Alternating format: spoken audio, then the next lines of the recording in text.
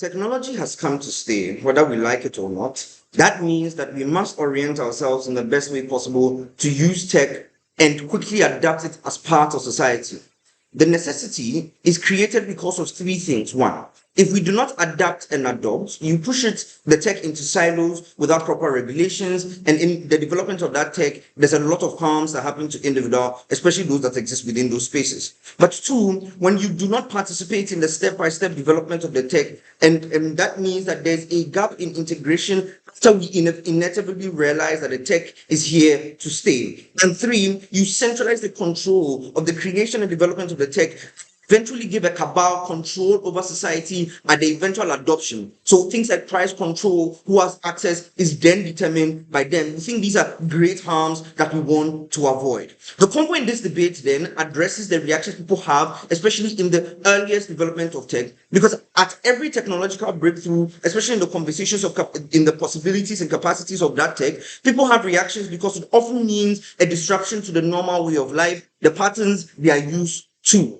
Two reactions often are seen. The first is techno-pessimism and then techno-optimism. We think this debate is an evaluation of both. So let me start the convo from the upside. Techno-pessimism, the side they're supposed to defend. First, that rises from out of the discomfort that disruption brings, especially to regular economic lines, given that the way tech will be integrated or just the way people engage with each other. Then moves into the fear of further disruptions, given that oftentimes these narratives and reactions often happen at the earliest or at the beginning of development of these technologies. People fear what can happen as these things get better. Then what they do then is rally around narratives that highlights the harm of the tech, given that some will attempt to justify and rationalize the fear that they have in most instances. On the surface, it sounds easy for us to say then you need a consistent highlighting of the harms of the tech for ethical development. I think that hasn't been the case in most instances, and I'll prove that the benefits of ethical development exist on our side where people are techno-optimistic. Why hasn't this been the case? Think first, the narratives that techno-pessimism highlights are often sensationalized and overemphasized. So in status quo, you hear that AI will take over us and enslave the rest of society, portrayed in so many movies, like in Black Mirror. But the conversations in status quo is at the present stage of AI still hallucinates and give you wrong answers and does not have the capacity to be autonomous. Or that they will hear things like AI will take our jobs. The conversation in status quo is that it is as wide scale to every industry and in as many countries because of the lack of many infrastructure to host AI within these places to mean that all of a sudden everybody is going to lose these jobs. In this debate or this analysis I'm running here, it's not that these harms don't exist, but it almost makes you seem that the only solution to stopping these harms and the capacity of more probable harms in the future is the ending of this tech. What is the example that proves this? At the beginning of 2016, in fears of Chernobyl and the nuclear fallout, the German population pushed against the German government to stop all nuclear development within the country. The problem that created is most of the nuclear plants that they had already started within those places, except far away, close to borders that were not close to where civilians were stating, and a lot of tech in place to stop the nuclear fallout. What happened is, because they pushed against it, Germany now is suffering with a high price, high energy prices going up because they cannot sustain the economy because of the Russian-Ukraine war and the dependence on gas. And it's been very difficult for them to move towards green energy and green tech, given that they do not have the power grid to sustain these things in most instances. With of benefit would have been afforded them if they had maintained their nuclear technology and not out of fear of what the tech was going to do in most instances. This gets then to what our side creates. Let me take your POI. So techno-pessimism is neither successful or not what we are taught. They like to ask conferences where they talk about ethical use, not running away from AI. Yeah, so exactly what I'm saying. Like, techno-pessimism is conversations that happen in terms of AI or tech is going to boom us in most instances. The second thing I'm going to point out on the conversations of the harms is ethical conversations can happen on both sides and both worlds. People can realize harms and think, oh, we think it's still beneficial, so we need to put that down. I'm just trying to take that conversation away from this debate so nobody comes and says, you need to be shouting about the harm so that we get it done. I think what is not happening is that when people shout about the harms, people push for the stop of the development of that technology. Here's the structural reasons that prove this. When individuals, especially average individuals that who properly don't understand the nitty-gritties or the technical nature of the things that exist within the tech, the only understanding that they have of the tech, especially, is not as developed and in conversation in the media, is that this tech is going to ruin your life. They are pushing for policy that means that it ruin your life. And if individuals have fear of something harming them, the most immediate response and most logical response for them is to end it, and not necessarily the kind of regulation that says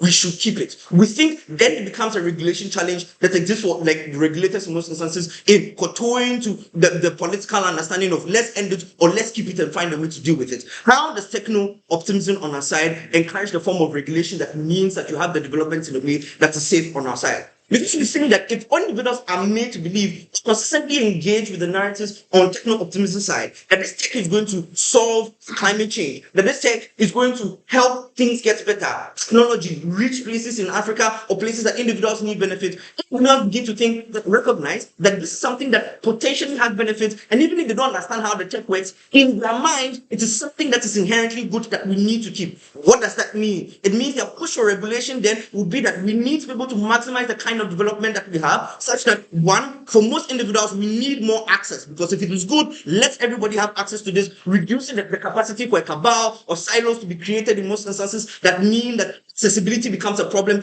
when the tech becomes inevitable. But two, it means that people will be concerned about development, given that they recognize that it is going to live among us and it's going to eventually be integrated. People will think that it must be integrated.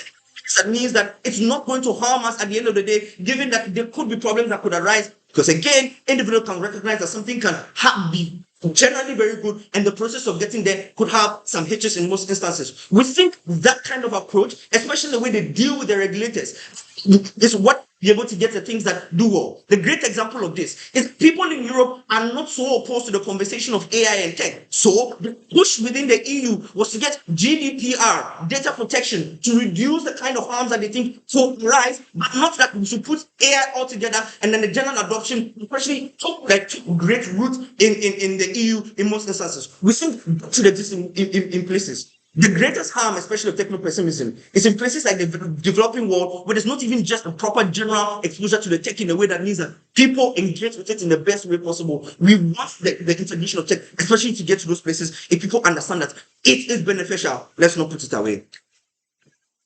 Thank you very much. My students will now follow the development here.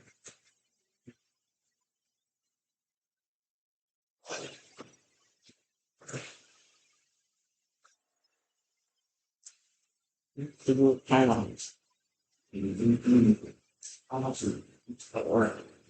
Stretch patterns.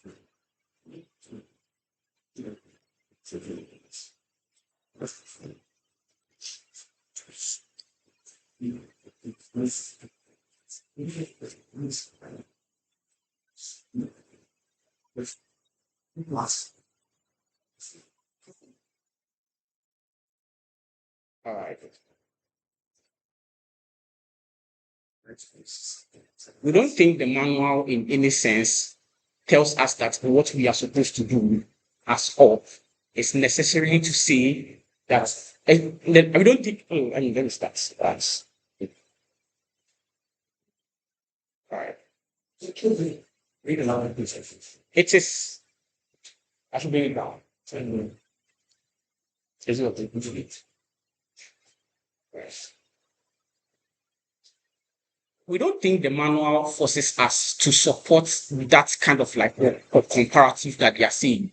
That we, in our world, it is actually techno-optimism and pessimism, which means that we actively tell people to go out and not, what's it called, use or say that they don't want to use technologies, or we disincentivize people from using technologies. What we say from side opening opposition is very simple.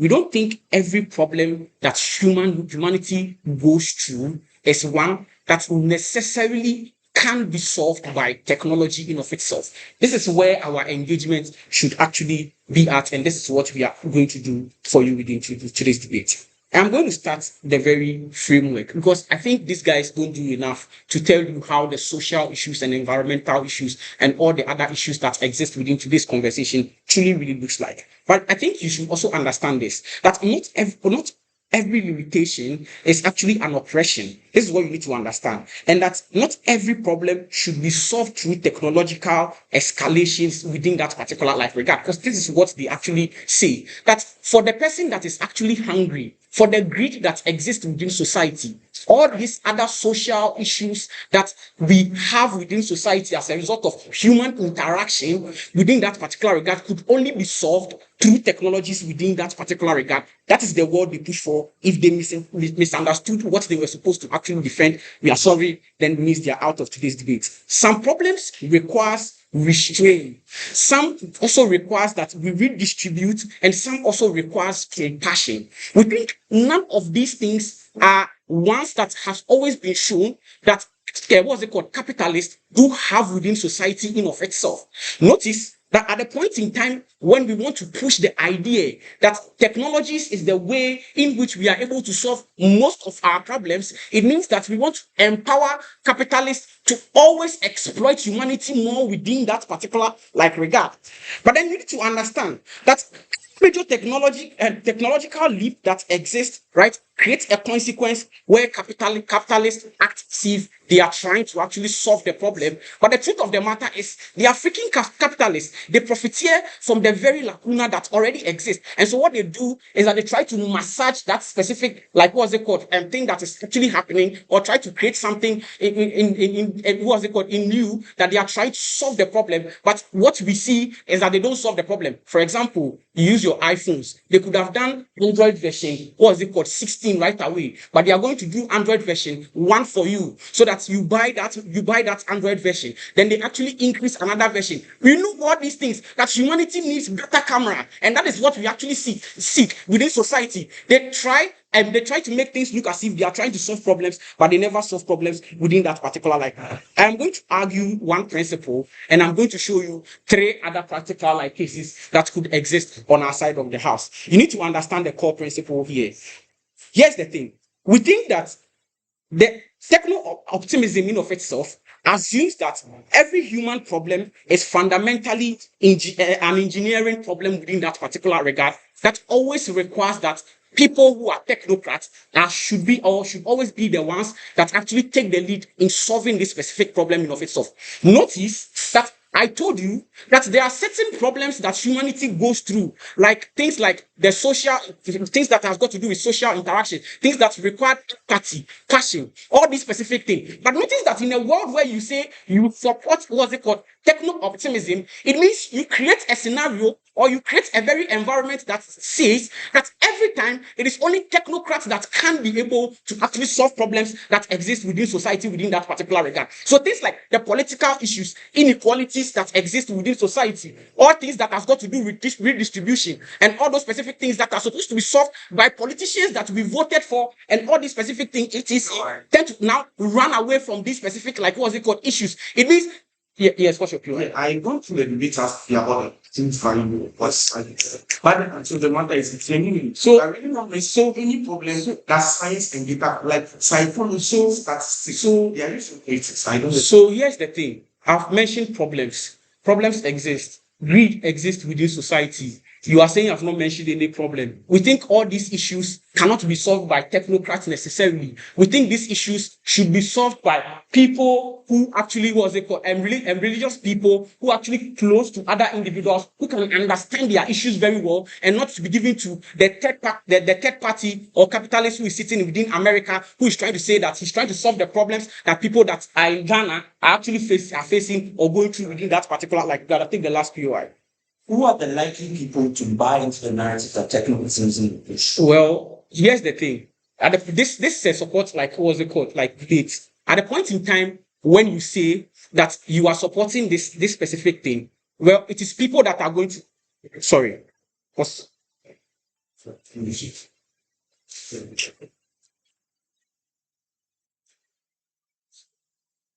Sorry. Here, I'll continue.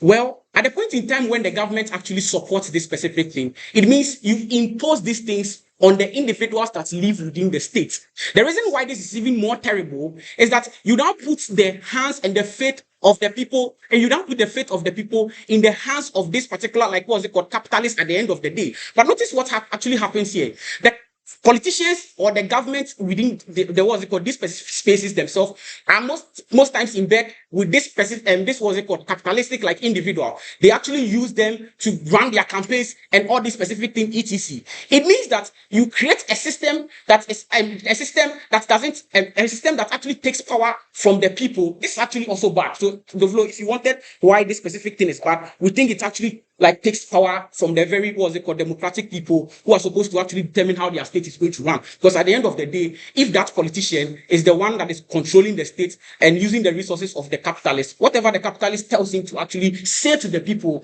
that what's it called, the individual is going to say to the people. This actually established and what's it called, potentiates the point that I was trying to make here.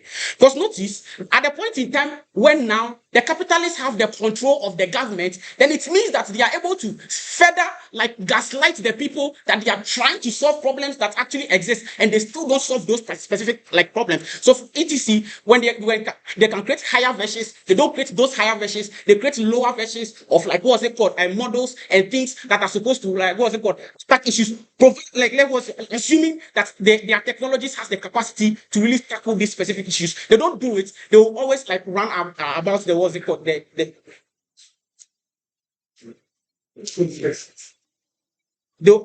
they are always going to.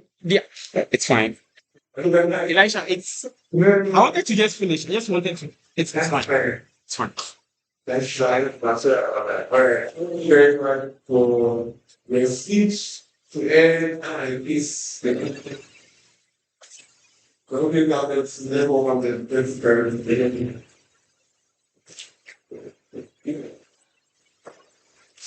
On the time of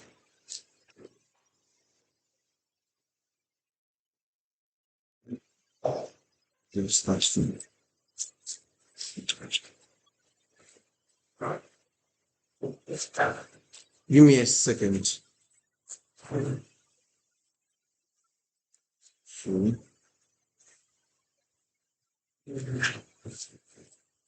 Right. Right. So I'll start my speech in 3, 2. I'll start my speech in 3, 2, 1. Few things. One is that we think on both sides of the house, like we said, regulation would happen. Ethical conversations are likely to happen. Andrew already gave you structures for why this is likely to happen. Here are a few more from my side. The first is that governments work under structures that insofar as these sort of things happen and the government has no idea whatsoever about how it most likely is going to happen, they consistently have incentive to make sure that these things don't get terrible. Why? Because it's possible that these things could probably have mistakes.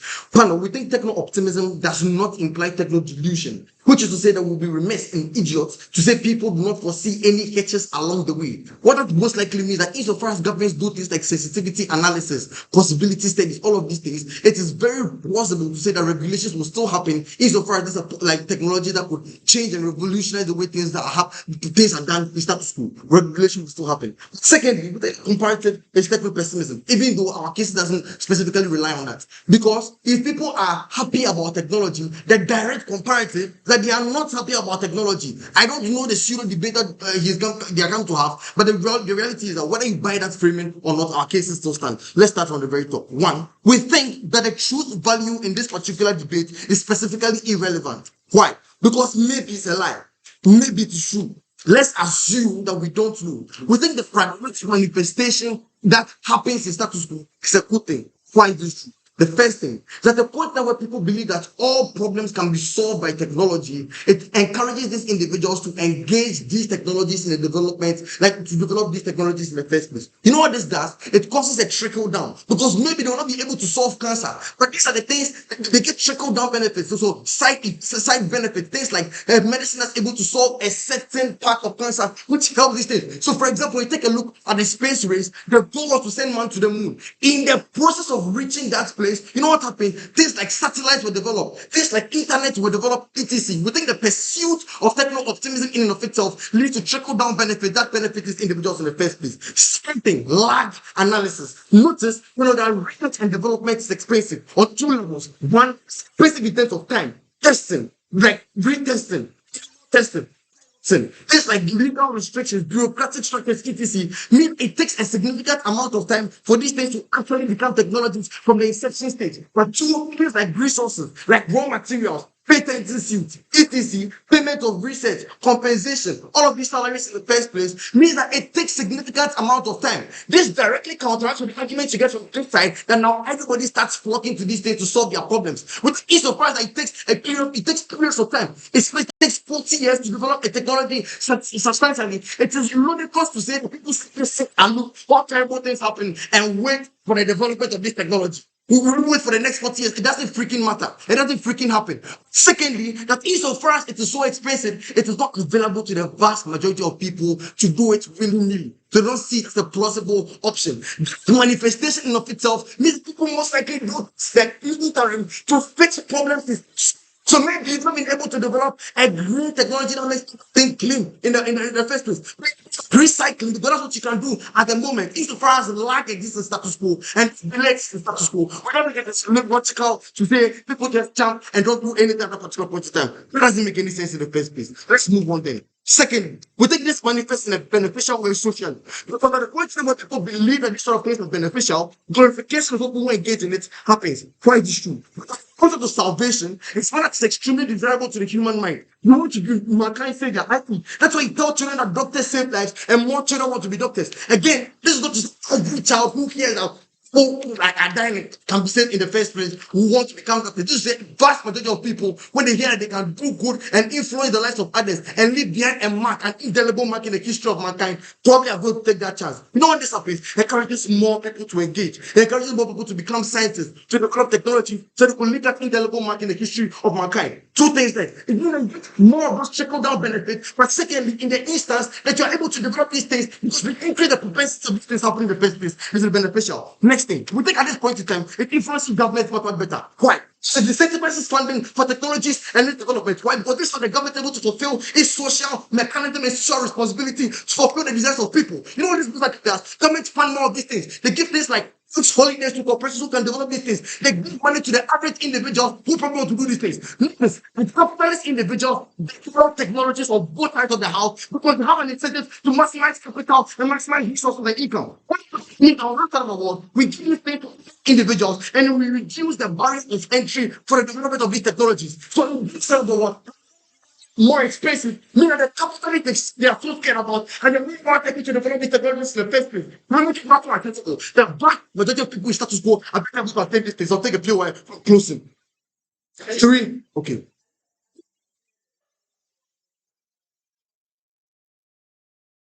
On people's daily lives. I think the whole speech has been affecting their whole daily lives because technology is getting better, trickle-down benefit affect the average person. But let's move on. Who are the people who are likely to be scared of these technologies in the first place? Educated people. Why? One is because the vast majority of them have things like superstitions. They are scared of what's happening to them. But two, they have stereotypes. So all the things are wicked. etc. The white man is a wicked man who wants to kill you tomorrow. The problem here is that they already have biases and narratives to make them more likely to distrust this technology in the first place. The point is that where a narrative doesn't exist in status quo to tip that balance and create a countervailing narrative which tells individuals that these things are beneficial in the first place. More of these people are likely to run away from tech and all of the things. You know what is the terrible thing? One is because people need technology. Things like MRIs help people to diagnose sicknesses. Things like mobile money make the transactions much more accessible, etc. Accounts, etc. Things like benefits people. But the point of what technology and fintech and all of these things are considered to be terrible things, and or they are not incentive for these individuals to actually let go of those biases, which happens much more in their world. You are more likely to attain all these terrible things in the first place. Let's engage the way in. Not this panel, that we've been able to prove that techno-pessimism is likely to happen. But secondly, we've been able to prove that even if techno-pessimism is not likely to happen, our arguments still exist. Two, is that techno-optimism encourages regular engagement. But secondly, it encourages regulatory engagement. Thirdly, panel, we think Broni doesn't have a case in this debate. Because the last thing he says is that people gaslight and do nothing. The reason why this doesn't make any capitalist sense is because to the capitalist mind, this particular individual has an incentive to do things and solve people's problems so they can capture market value. Even if the worst case scenario on our side is to say that markets, these people get benefits from that sort of thing in the first place. It doesn't have to be true. Insofar as people believe in it, the pursuit of it is beneficial. Thank you very much. Let's teach our community. Yes.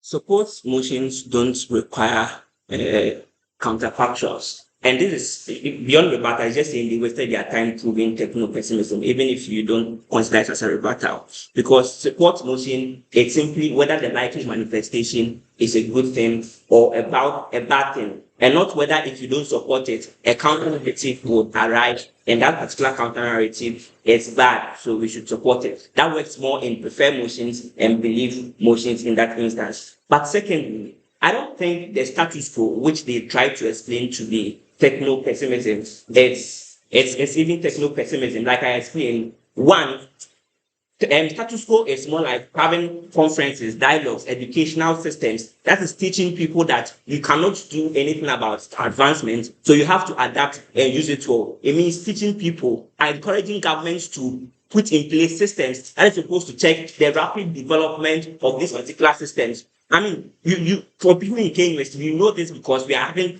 to take an AI course. Elisha also knows this because he attends some of these conferences. The average debater knows this because the EU just instituted like a landmark act against like regulation AI in these particular places. All of these things is premised on the fact that the rapid development we see, and some partly because of techno-optimism, other also partly because of capitalism, happen at a rate that our systems could not catch up to. The problem with these guys is that they assume that the systems are already catching up to these things. So laws on AI didn't exist. Even like at first when they existed, the text of the laws were something that does not specifically make out the nuances in AI use. So even things like copyright, even things like patenting, laws have to be updated to be able to match up these things. They say asymmetric doesn't even exist. It is now that we are putting these particular things in place, right? But apart from that, the extension that they bring says that the extension that they bring argues particularly that tech advancement is good, it's solving our problems. And so they said we need more of it, and techno optimism gives us more of these things. This means two things for us. One, on our side, in that there is base level technology advancement. It is not as fast paced as exists on their side, but these things still exist. So, for example, it's not like they have MIR, and on our side, the doctors have to look at you, undress you, and try to use the magical eyes to find out that you have diseases. Technology exists on our side for people to use. But then the difference, particularly on what we try to explain, is that the more that you are pushing for techno-optimism, or the more that techno-optimism happens, it reduces one, the capitalistic influence makes makes it more difficult for government to implement regulations, because if there are more regulations, it means one, the cost of rapid development becomes so high. Two, it means rapid development slows down in and of itself. And that's why we oppose techno-optimism. How does this happen? I think first of all, and that's where the truth value comes in. It's not like we don't support it because it's true. The truth value is if people believing that this thing can solve all their problems, which is a lie, and that these are people are going to be pushing like governments to invest in this particular AI. And you get like Baumia e-gates not working. That money could have been used to do better things. And you also get like Samsung's and some just Apple AI not working after spending so much money on it because of techno-optimism. They believe that this digital assistant can solve particular problems. So one, government misallocate funds even when they do not have the necessary resources and the necessary and the necessary resources and the necessary acumen to be able to advance this particular tech in the most meaningful way to people. Like Broni tells you, people's problems are sometimes social, are sometimes economic. So when you jump all of these gaps and then focus on as a government developing AI and technology so that it would fail on your land just because of techno-optimism is a misplaced priority. That is why we do not support this. Yes, Henaku. Yeah, so you're right. You can't fiat a counterfactual like they do, but you can structurally prove why you need support because without techno optimism, something else inevitably arises, and that's the reason why. At the same end, both teams are arguing against the manual. You guys can decide who's third and fourth. My claim is that one, you let government forgo important things that Broni explains to you to focus on also trying to one, like push money into AI and like technological advancement, and that is poor because one, it just overlooks the issue that people face. But secondly, the cost of rapid development is the weakening of regulatory systems in that particular consideration. One, because when more people believe it and the capitalists are influencing governmental policy, they are influencing these things to make governments less effective, to be able to check them and check their excesses in that particular instance. And that's how come you can get rapid development. So it's not like rapid development does not happen in the best of regulation. And so, for example, the reason why we say that the US innovates and then the EU regulates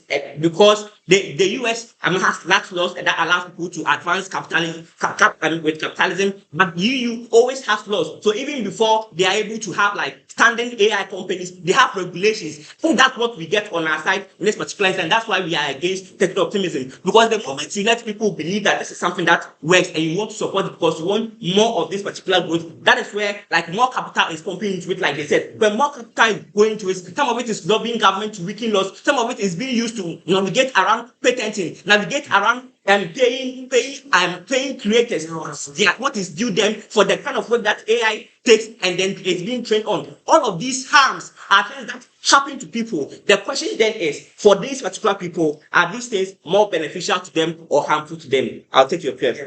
What is not technical necessary? But then in start for their and go on mistakes. You can't do that. So you just rebutted yourself. Thank you very much for making my case like simple. In that case, so if it's a mix of them, it means whether you don't support or doesn't support, it doesn't mean you can't become like pessimist, right? What you need to engage with is the weakening of systems and the harm that happens. The question then is, for the average creator who just wants to make a living, for the average person who just wants to indulge in something, do you want a world where your work is taken away from you and then somebody is using to train AI and giving it to another person without being paid, just because you can also use tech advancement in other places? Most people care about the fact that they're able to like structures are put in place that are set up to be able to create a world where they get what is due them, they are protected by their government, and that's what particularly gets on our side. But the biggest thing that I'm going to engage with from there is that there's going to be trickle down to people. No, I mean technology advancement doesn't happen that way. Like Broni explains to you, every major technological shift affected poor people. So industrialization, we have to lay people off. Even in terms of AI, we are laying people off and always contemplating whether AI will replace people or not. So before that particular trickle, first of all, the trickle down is you're able to use ChatGPT to write a love message to your girlfriend. For trickle down benefit. If you lose your job, you lose the girl in that way. So whether you use ChatGPT or not, doesn't matter. But the trickle down pace at a very faster rate, and that's terrible. Thank you.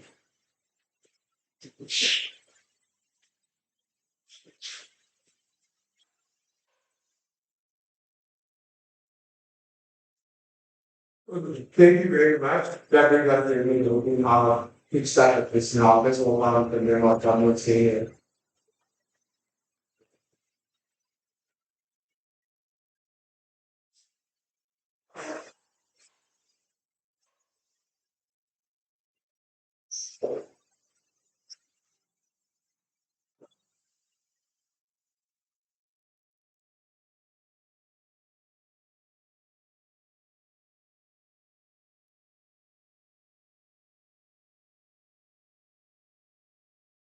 I think from the I'm going to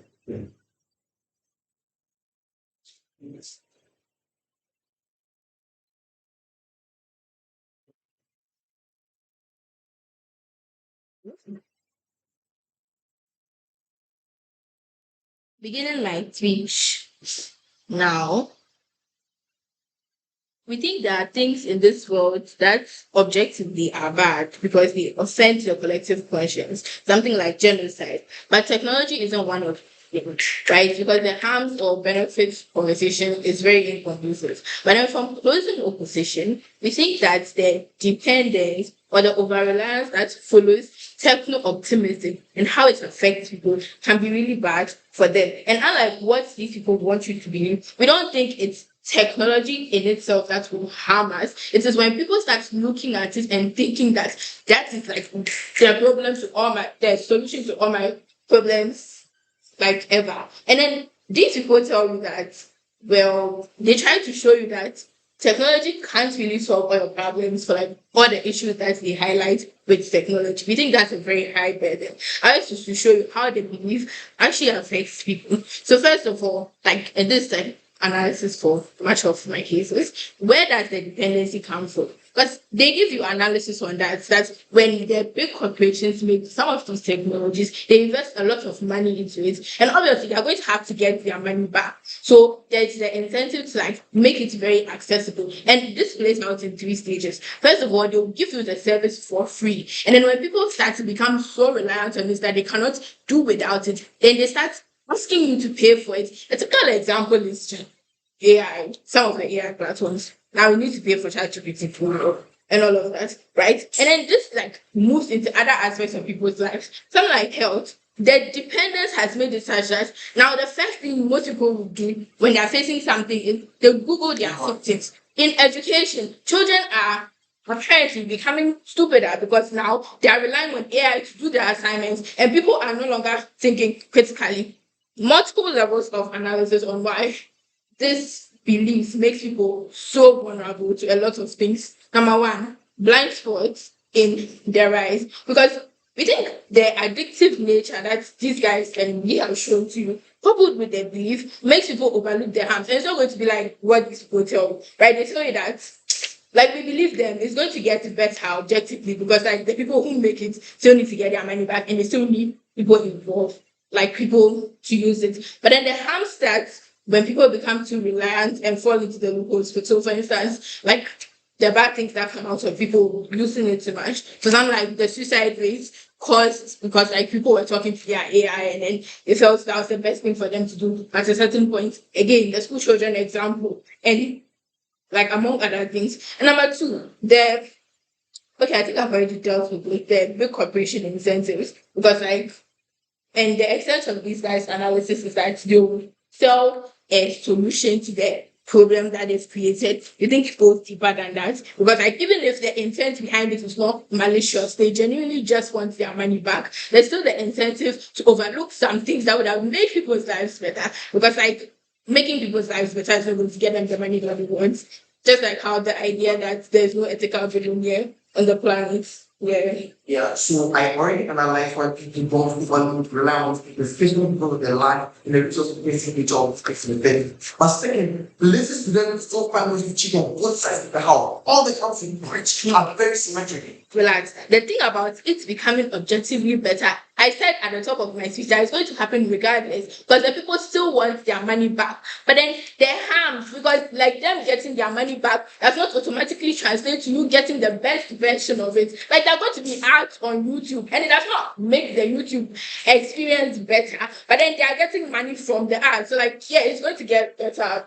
Like that happens regardless. And then thirdly, bubbles. Because like the problem with technology is that people see like some new technologies that people see it as like the next big thing. So like incentive to put a lot of money into it, right? And then some people end up investing their life savings and then they realize that it's not all that, like it's not what they actually thought it was. So they now try to get back their money, right? And then it doesn't work. They lose all their money. Now, this is objective, like this in itself is already bad, but then they believe that technology is the solution to all your problems, makes it even worse because now, like, it's more widespread. How? Because the speculation is even worse because the influencer on TikTok told you that if you put your money here, it will become like it will multiply or something like that.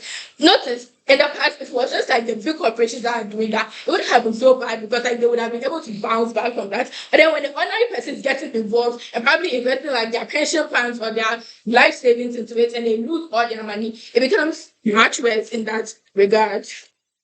And number 4, exploitation of developing countries. And disclaimer, like we are aware that it happens regardless, but we think this is something that makes it even worse. How? Because there are two reactions that people from developing countries can have to technology from developed countries. First of all, they hate the white man and they think that you can kill them, so they don't want it. But then their leaders will still go for it because they were bribed. So the technology is ending up in their countries that way. And number two, they accept it and guess what? They still get hurt by it, right? And we think this is very bad because it's a new way for them to be oppressed. How? Because a typical example is like the America First Initiative, Health Initiative, where they are giving funding in exchange for like health data on some African countries. First of all, this hurts privacy because like that's where these are going. Number two, it puts the government at risk because now sensitive data from your population is ending up in the hands of these big corporations, and they're going to use it for only God knows what. For you know, they are planning like eco-terrorism against your country. You do not know. But then on the inverse, without the techno-optimism, you think there'll be more scrutiny because like people are going to be distrustful of it. We don't think that's such a bad thing because like it's more likely for you to be open to something that's indigenous than like something foreign because like it's not something you can really hedge against if they really want to screw you over. But then at least the indigenous people are closer to us, so like we can. So like the expectation is not going to be much worse because like we can rely on things like, oh, that's your fellow black man, or it's an African thing. So like let's work for it to become better so that we can at least try to match up to the white people and all of that, right? So from closing opposition here, we have shown you that like compared to what opening governments want you to believe, these harms are like very real and very persistent, and they are not the speculative things that are caused by fear, that like fear mongers who don't want you to believe in technology. The harms are very real. Closing opposition. Thank you very much for that speech. To now follow the community engine established.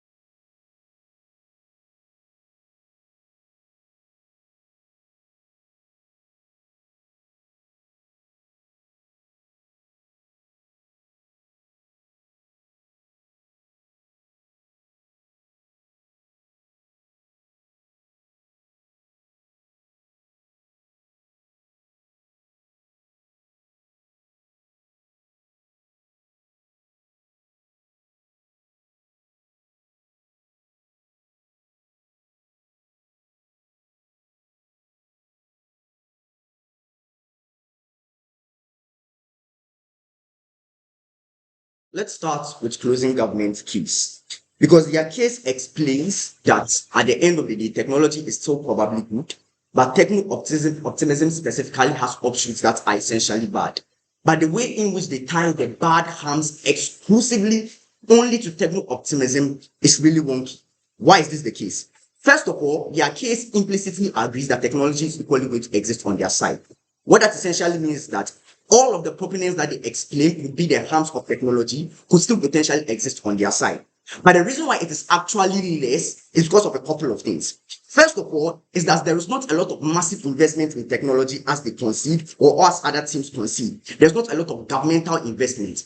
What this essentially means is that the people that still have access to the technology that creates the technology on their side are the people that have access to a lot of resources and have a lot of access to a lot of capital. What that essentially means is that you are likely to have a lot of monopolies as the group explains to you. The reason why this is a problem then is that all of the harms they say exist, but the extent to which you can be able to regulate or check these harms is substantially less. Why? One, the propensity for them to be able to engage in certain things like stage capture is something that's significantly higher when there's no other person that is competing against them for that particular stage capture. Meaning that two, the extent to which they can be able to produce harmful technology, not so good technology, is something that is relatively much higher on their world. Why?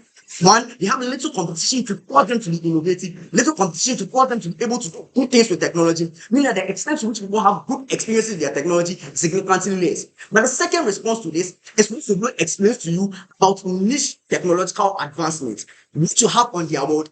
A few companies consistently engage in the popular sort of technology because there is not an incentive for you to dwell into the niche forms of technology because there is not a market there.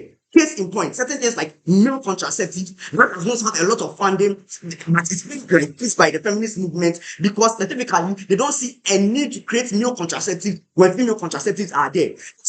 But whereby we see that we can be able to solve all problems with technology, that the government has an incentive of the back of its citizens to even invest in these specific spaces. What this essentially means that one, we have new technology that is better comparatively on our world, and we are able to solve specific problems that is big corporations which will still exist on their world, which they still concede still have technology, will not solve in that regard. It means that technology essentially becomes better in our world, winning over opposing government. Now, let's go to the opening half of today's debate. Opening opposition argues that technology is inherently bad because, no, not inherently bad. They say technology does not solve all problems. The proof of this is to list a couple of problems that technology does not solve. The problem with the way in which opening government engages is that they don't prove that it is not true that technology does not solve all problems. Because even if they are right that technology solves some problems, what the opposition says that there are a bunch of other problems which are invested technology into that technology is not solving, meaning that all of their impact of it's a waste of money and all of these things is something that they can then realize in their work. And the problem is that I'm going to engage all of the examples that they give and prove to why technology actually do solve the problems that they are talking about. And for that reason, we actually need to engage in those specific technological advancements and need to massively invest in it. First of all, they say redistribution. No, redistribution is actually much more efficient when you have technology involved. Certain things like redistribution of resources that requires for you to be able to get access to data needs the technology that's able to actually get access to data. Certain things like demographics needs satellites to be able to capture those specific demographics. The extent to which you are able to engage in certain things like sensors requires technology. It means at the end of the day, even resource distribution is something that is much more efficient when you have massive technological advancements. The movement of resources, physical resources, requires certain things like road that's require technological advancement to make sure that it's much more efficient, so that it's not always the old train, but it can be bullet train to be able to make sure that the resource allocation is much more efficient. Two, they say politically there are certain things that technology is not involved. No, even in the political space, technology is important. Why? For the decentralization of information that social media has brought. The extent to which people can be able to get access to much more views, the extent to which people can be able to check specific things is dependent on the technology being available for even those political things. Three, they say the creation of governmental policies. It still goes back to the technology that's able to actually allow us to accumulate data and to be able to store data in perpetuity. Certain things like cloud, all of these things are things that are instrumental even in the creation of governmental policy because we get access to data and all of those specific things. Four, they say psychology. I still think psychology requires you to get access to data, but equally, the creation of certain technologies like medicine, even in the psychological field, requires investment in that psychological sector. Four, they say compassion, but people don't know the problems to even be compassionate about you if your problems cannot be able to be decentralized, if your problems cannot be known by the government, your problem cannot be known by other people. And I want you to think about it. Every single example that they give to you that technology does not actually solve, there is a facet of technology that can actually make it efficient. So the whole idea of technology is just AI. No, technology branches to multiple fields. It branches to what do you call it? Dams. It branches to what we call mechanical things. We are all technology. It branches to all medicines. All these things are part of technology. It solves a bunch of their problems that they explain. And let's say there's a hypothetical world whereby we have So we explained that people will solve the most pressing needs with tech, but our case is on the many harms that overproduction and overconsumption case, like comes the copyright infringement against people that create. People haven't been able to get and not been able to solve these issues. Yeah. So, and you're right. Laws have not been able to solve these issues, especially because of the way in which they engage it with the regulation angle. The way they engage it is internal mechanism by the companies themselves. They are more likely going to be the proponent of optimism. They are more likely going to make sure that the optimism is self-preserved. Because if people don't feel the optimism anymore, they implode for the company, they stop purchasing the company, they stop subscribing to the company. What essentially means the companies have an internal mechanism to be able to make sure that even in their worst woes, they are doing things that are better. But let's say companies are evil and they are wicked individuals. This is the comparative in their world. The comparative is not that companies are no longer greedy. The comparative is not that companies are no longer selfish and they are no longer pursuing money. They pursue money. They no longer do it with tech. They do it with their hypothetical compassionate things because that's their hidden money making mechanism.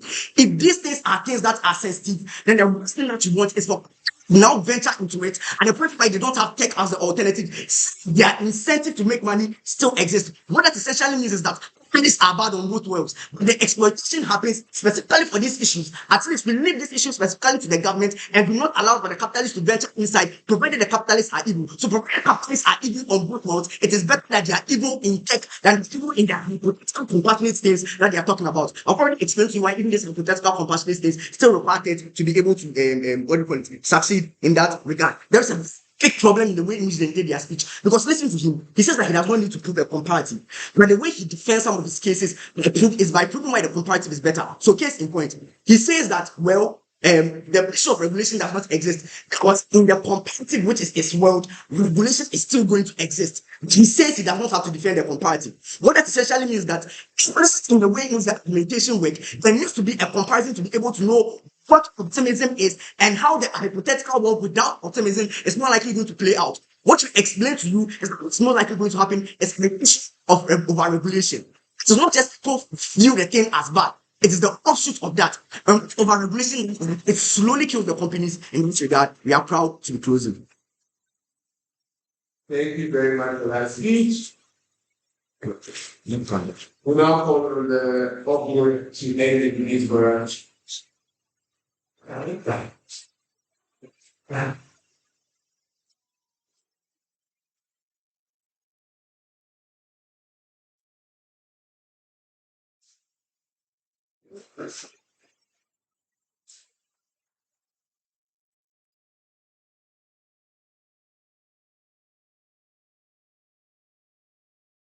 Starting my speech now. Panel tech is a neutral tool, and the belief that it can solve all of society's problems, or the belief that it cannot solve any of society's problems and that it should be like heavily opposed, are two extremes that we as the upbench do not have to defend like in today's debates. But then on the other side, these guys have to defend the fact that tech can solve like all problems in the world, right? So Christine tells you in her speech that we do not support the idea or the belief. We are not like inherently opposing tech in and of itself. We are not supporting the belief that it can solve everything because of the harms that outweigh the benefits which it brings to you, and because of the nature of these harms and how they are irreversible, which I will like re-highlight in my speech, right? And how the most vulnerable people in developing countries are affected. What Christine tells you is the over-reliance and the over-dependence that stems out of people believing that tech can solve every single problem in this world. And how does this manifest? Shirley tells you that technology in and of itself is very like addictive in the way that it is created. So things like social media having algorithms or the very design, like the very like fact that tech companies have this in mind when they are designing it to make it as addictive as possible already makes it like something that people highly depend on. But then once you have this belief or this widespread narrative that it is the best thing that has ever happened to humankind, you get more people buying into this, you get more people like even being more dependent on this. And this is where the blind spots are created. Because yes, you do get engagement, as they say in there, you get more people talking about it, you get more people like interacting with it. But then they are interacting with it with a faulty like lens, like which they are viewing this from, right? And they still believe that it solves everything. And so they have to defend a world where people are actually delusional, and they have to defend a world where people are absolutely delusional. Because there's no world where someone who is optimistic now starts to doubt or starts to like negatively think about their idea or their worldview. Like, have you ever met an optimistic person? They don't think that anything can go wrong at all. So this is the world that these people have to defend, and they want to run away from this thing, saying that, well, you don't get people being delusional, people like are rational, and they can still think of the harms. But in a world where this narrative is being pushed, and like even if you now start to like object against these things, you'll be like like the outcast who's like defending something that is like the best thing that has happened to the world, right? So fitting tells you on the dependency and how the vulnerable people, like how it makes people more vulnerable and how these harms are most often irreversible. Because what does she tell you? She tells you that like more people are going to be flocking to these kinds of technologies, like taking their entire like pension money or like their savings to invest into business. Or the psychological harms. Realize that not, as our opening tells you, not every single thing can be solved by technology. And that's where their truth value case, I'll take this. And that's where their case on, I guess, not necessarily being true is not really important to today's debate. But then here's where the truth value becomes important is when it actually does cause harm. Because once you have people believing a lie and that lie is like harmful, like so take for instance, they believing that technology can solve everything. So you have people like resort and what would people do in that case? That means like because technology is more accessible, so people have more access to the internet, people have more access to AI. What they are going to do rather than seek like alternative traditional solutions or problem solving, probably like therapy or counseling, or probably visiting the hospital or like visiting the hospital. What they are going to do is they are going to resort to more accessible, like easy to default to solutions. So they are going to Google their symptoms, or they're going to try to solve their cases of loneliness by like talking to their AI. And these are like things that continue to push people into a state of like a mental state that is undesirable and where they can like actually self-harm. But before that, your view, right? The problem that you're pointing out cannot be that harms exist with technology. Because it is in the engagements that those harms solutions are brought about. You need to prove that if we are not techno-optimistic, we solve the harms in the world. Those addictions will still exist. That can't be the contention. Yeah, so this is how we engage that. We don't say technology is bad and technology is going to harm people, right? But then when people are blinded by the fact that technology solves all of their problems, that is when they begin to miss like the harms that technology can posit to them. Because technology does have harms. And if they are and if they are overly optimistic as these people want to push, like yes, the engagement will happen all right. There will be conversations about it, but then people would still like not interpret this clearly from like a very like rational mindset, right? And then she tells that this is where in developing countries. Realize how they talk about how like data regulation and regulation all happens in the EU. And then all these examples they gave are like Western examples. Because the developing countries, like countries in Africa, do not have the systems or the structures or like to actively like oppose these tech giants within their countries. And so what then happens then is that fine, you get the regulation in the West, you get the regulation in the European countries. But then the developing countries are the ones that like suffer the brunt of all of this because they do not get to like actively like push against like technology as these guys do because they necessarily do not have the capacity before that closely. People being optimistic does not mean they are delusional on our own. Because there is a literal different definition of optimism that they are literally changing in the debate. They need to defend their definition and explain why it's better than the things. Now, Hannah, you know what it means to be optimistic, right? That is like when you're overly optimistic, right? When you're optimistic in general, you do not necessarily identify the harms of something and you believe that everything is going to go well. And that's like the side that they're supposed to defend, which they keep running away from. But then let's get on to some like engagements to these guys, right?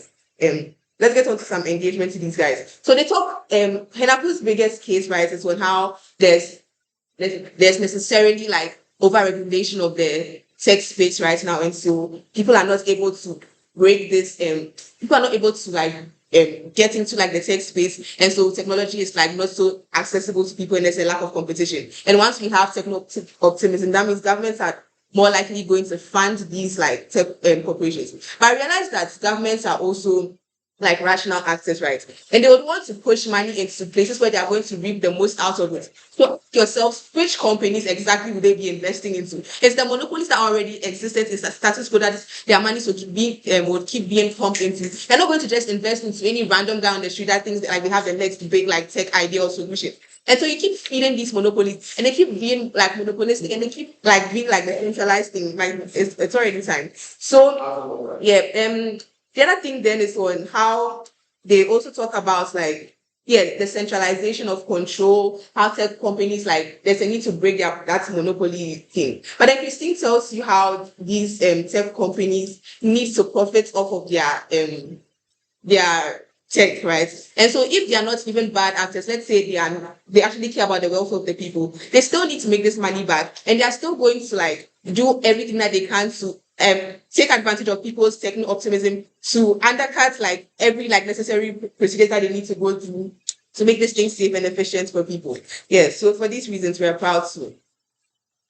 Correct. Thank you very much. Before you go, start the news round. So, however, I totally thank the people on the panel, the Kattah, and those that are. Thank you very much, and see you.